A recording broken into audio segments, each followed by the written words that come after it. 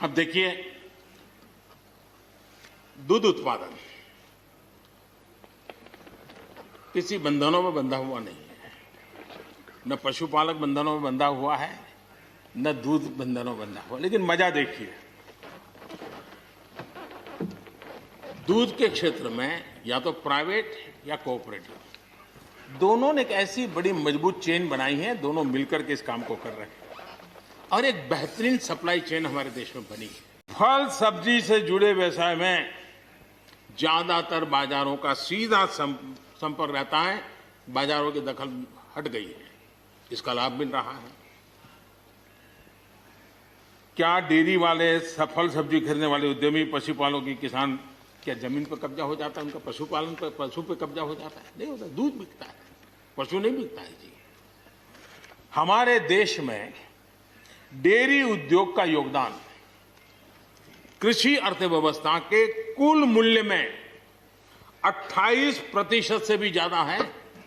ਤੁਸੀਂ ਸੁਣ ਲਿਆ ਮੋਦੀ ਨੂੰ।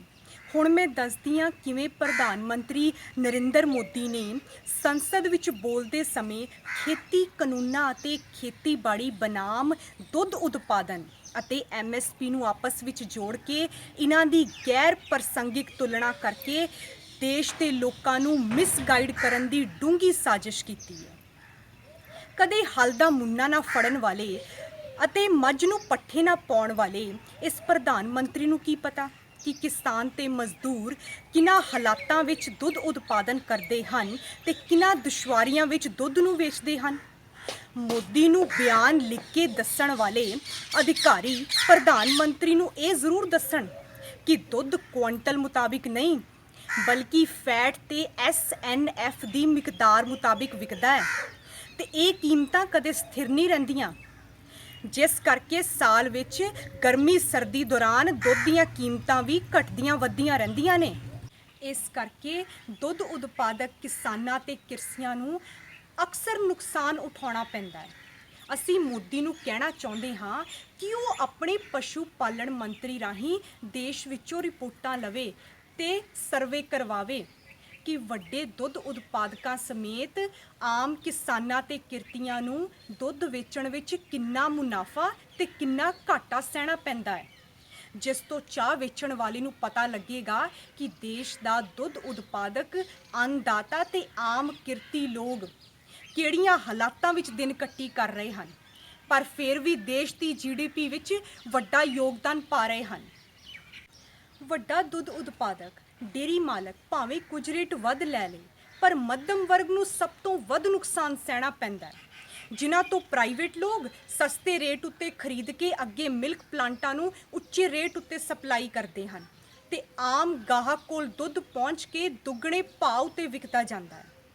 ਇਸ ਤਰ੍ਹਾਂ ਖੇਤੀਬਾੜੀ ਦੇ ਨਾਲ-ਨਾਲ ਸਹਾਇਕ ਧੰਦਿਆਂ ਵਿੱਚ ਲੱਗੇ ਹੋਏ ਦੁੱਧ ਉਤਪਾਦਕ ਤੇ ਕਿਰਤੀਆਂ ਦੀ ਲੁੱਟ ਹੁੰਦੀ ਹੈ। ਇਹੋ ਹਾਲ ਸਬਜ਼ੀਆਂ ਦੀ ਕਾਸ਼ਤ ਕਰਦੇ ਕਿਸਾਨਾਂ ਦਾ ਹੋ ਰਿਹਾ ਹੈ। ਕਰੋਨਾ ਕਾਲ ਦੌਰਾਨ ਸਭ ਤੋਂ ਵੱਧ ਨੁਕਸਾਨ ਦੁੱਧ ਉਤਪਾਦਕਾਂ ਨੂੰ ਹੋਇਆ ਹੈ, ਕਿਉਂਕਿ ਹੋਟਲਾਂ, ਡੇਅਰੀਆਂ ਅਤੇ ਆਮ ਦੁਕਾਨਾਂ ਬੰਦ ਹੋਣ ਕਰਕੇ ਖਪਤ ਘਟਣ ਨਾਲ ਸਭ ਤੋਂ ਵੱਧ ਘਾਟਾ ਇਹਨਾਂ ਨੂੰ ਸਹਿਣਾ ਪਿਆ ਹੈ। ਕੇਂਦਰ ਸਰਕਾਰ ਨੇ ਕਰੋਨਾ ਦੌਰਾਨ ਤਾਲਾਬੰਦੀ ਕਾਰਨ ਹਰ ਛੋਟੇ ਵੱਡੇ ਸਨਅਤਕਾਰ ਨੂੰ ਕਰਜ਼ਿਆਂ 'ਚ ਰਾਹਤ ਦਿੱਤੀ, ਵਿਆਜ ਦਰਾਂ ਘਟਾਈਆਂ, ਪਰ ਕਿਸਾਨਾਂ ਅਤੇ ਦੁੱਧ ਉਤਪਾਦਕਾਂ ਲਈ ਕਾਣੀ ਕੋਡੀ ਜਿੰਨੀ ਵੀ ਰਾਹਤ ਨਹੀਂ ਦਿੱਤੀ। ਮੋਦੀ ਜੀ, ਲੋਕਾਂ ਨੂੰ ਗਲਤ ਤੱਥ ਪੇਸ਼ ਕਰਕੇ ਗੁੰਮਰਾਹ ਕਰਨਾ ਬੰਦ ਕਰੋ। ਠੇਕਾ ਖੇਤੀ ਕਾਨੂੰਨਾਂ ਦਾ ਹਵਾਲਾ ਦੇ ਕੇ ਤੁਸੀਂ ਕਹਿੰਦੇ ਹੋ ਕਿ ਦੁੱਧ ਖਰੀਦਣ ਵਾਲਾ ਵਪਾਰੀ ਜਾਂ ਠੇਕੇਦਾਰ ਕਿਤੇ ਮੱਝ ਥੋੜੀ ਖੋਲ ਕੇ ਲੈ ਜਾਂਦਾ ਹੈ। ਇਹ ਖੋਖਲੀ ਗੱਲ ਕਰਨੀ ਕਿਸੇ ਇੱਕ ਦੇਸ਼ ਦੇ ਪ੍ਰਧਾਨ ਮੰਤਰੀ ਨੂੰ ਸੌਂਪਦੀ ਨਹੀਂ, ਕਿਉਂਕਿ ਤੁਸੀਂ ਅਸਲ ਤੱਥ ਛੁਪਾ ਕੇ ਆਮ ਲੋਕਾਂ ਨੂੰ ਸ਼ਬਦ ਜਾਲ ਵਿੱਚ ਭਰਮਾ ਰਹੇ ਹੋ ਕਿ ਤੁਹਾਨੂੰ ਇਹ ਗੱਲ ਪਤਾ ਨਹੀਂ ਅਤੇ ਤੁਸੀਂ ਲੋਕਾਂ ਨੂੰ ਇਹ ਗੱਲ ਦੱਸਣਾ ਨਹੀਂ ਚਾਹੁੰਦੇ ਜਾਂ ਕਿ ਮੱਝ ਦਾ ਦੁੱਧ ਖਰੀਦਣ ਲਈ ਕੋਈ ਕਾਨੂੰਨ ਨਹੀਂ ਬਣਿਆ, ਜਦਕਿ ਠੇਕਾ ਖੇਤੀ ਕੰਟਰੈਕਟ ਫਾਰਮਿੰਗ ਕਾਨੂੰਨ ਵਿੱਚ ਤੁਸੀਂ ਕਿਸਾਨ ਦੀ ਜ਼ਮੀਨ ਉੱਤੇ ਆਪਣੇ ਚਹੇਤੇ ਵਪਾਰੀਆਂ ਜਾਂ ਵੱਡੀਆਂ ਕੰਪਨੀਆਂ ਨੂੰ ਕਰਜ਼ੇ ਲੈਣ ਅਤੇ ਬੀਮਾ ਕਰਵਾਉਣ ਦਾ ਕਾਨੂੰਨੀ ਹੱਕ ਦੇ ਦਿੱਤਾ ਹੈ। कोई भी हम कई कानून है, हर कानून में 2 साल 5 साल के बाद, कभी 2 महीने 2-3 महीने के बाद सुधार करते ही करते हैं। हम कोई स्टैटिक अवस्था में जीने वाले लोग थोड़े हैं जी। जब अच्छे सुझाव आते हैं तो अच्छे सुधार भी आते हैं, और सरकार भी अच्छे सुझावों को, और सिर्फ हमारी नहीं, हर सरकार ने अच्छे सुझावों को स्वीकार किया। यही तो लोकतंत्र की परंपरा है। इन सुधारों को हमने मौका देना चाहिए और एक बार देखना चाहिए कि इस परिवर्तन से हमें लाभ होता है कि नहीं होता है। कोई कमी हो तो उसको ठीक करेंगे, और कहीं ढिलाई है तो उसको कसेंगे। ਮੋਦੀ ਜੀ, ਜੇ ਤੁਸੀਂ ਸਮਝਦੇ ਹੋ ਕਿ ਜੇਕਰ ਕਿਸੇ ਥਾਂ ਕਾਨੂੰਨ ਵਿੱਚ ਕੋਈ ਗਲਤੀ ਹੁੰਦੀ ਹੈ ਜਾਂ ਕੋਈ ਚੰਗੇ ਸੁਝਾਅ ਹੁੰਦੇ ਨੇ ਤਾਂ ਕਾਨੂੰਨ ਵਿੱਚ 2 ਮਹੀਨੇ 3 ਮਹੀਨੇ ਜਾਂ 6 ਮਹੀਨੇ ਜਾਂ ਸਾਲ ਵਿੱਚ ਸੋਧ ਹੋ ਸਕਦੀ ਹੈ, ਪਰ ਕਿਸਾਨ ਤਾਂ ਤੁਹਾਨੂੰ ਪਿਛਲੇ 5 ਮਹੀਨਿਆਂ ਤੋਂ ਦੱਸ ਰਹੇ ਨੇ ਕਿ ਇਹ ਕਾਨੂੰਨ ਗਲਤ ਨੇ, ਕਿਸਾਨਾਂ ਲਈ ਮਾਰੂ ਨੇ। ਇਸ ਕਰਕੇ ਤੁਸੀਂ 2-3 ਮਹੀਨੇ ਜਾਂ ਸਾਲ ਦੀ ਉਡੀਕ ਨਾ ਕਰੋ। ਇਹਨਾਂ ਕਾਲੇ ਕਾਨੂੰਨਾਂ ਨੂੰ ਛੇਤੀ ਤੋਂ ਛੇਤੀ ਵਾਪਸ ਲੈ ਲਵੋ ਤੇ ਖੇਤੀ ਧੰਦੇ ਉੱਤੇ ਨਾ ਪਰਖੋ।